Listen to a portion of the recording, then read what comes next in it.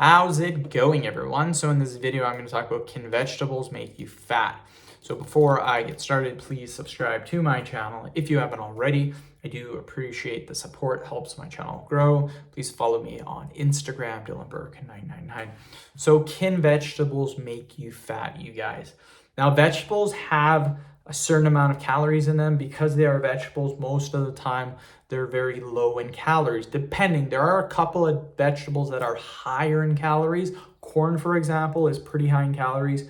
Peas, for example, pretty high in calories.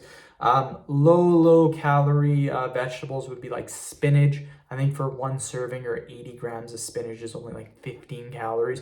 Broccoli has some calories in it. Now, the thing with vegetables, you guys, and what a lot of people will do is they will go from eating their normal diet to eating a lot of vegetables. That's literally what people do. They'll have a very unhealthy diet and they'll switch over to eating vegetables, lots of vegetables, maybe some chicken breast, some super healthy foods. Now, what's wrong with this? And I see this all the time and people make this mistake. What will happen is the calories that are unhealthy are normally loaded with calories. So when you're eating all these unhealthy foods, you might be eating like, say, 3,500 calories a day. Now, when you switch over to all the vegetables, the healthy foods, you might now only be eating 1,500 calories. So what you're doing is you're basically creating a 2,000 calorie deficit in one day. This is why people that go from extremes of eating unhealthy to super healthy, it never lasts. You need to be tracking your calories, you guys. Now, it's very hard to overeat on vegetables because there's literally no calories in them. You can't just live on vegetables, you guys. Your body, to survive, needs protein and fat. It must have both of those. If you just have protein, no fat, it cannot survive. You need protein, you need fat. Believe it or not, the only macronutrient that you don't need is actually carbs, you guys.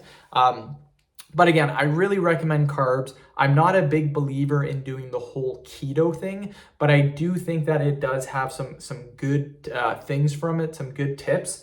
I like to do a little higher carb than a lazy keto. A lazy keto is about 150 grams or less. I like to eat about 200 grams of carbs in the day. I like to have high fat and moderate protein. I find that works really nice. And I do eat vegetables, you guys, but my whole diet isn't centered around vegetables. I just eat vegetables to get my daily servings in, but to give me the nutrients and the vitamins. To put that into comparison, let's say for lunch you had a big spinach salad.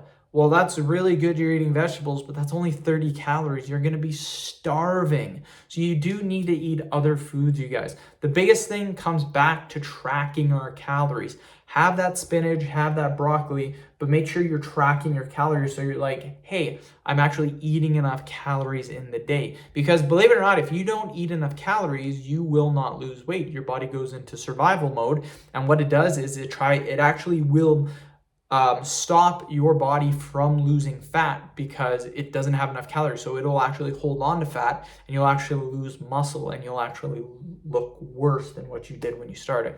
So make sure you're eating enough calories, you guys. End the video. Thank you so much for watching.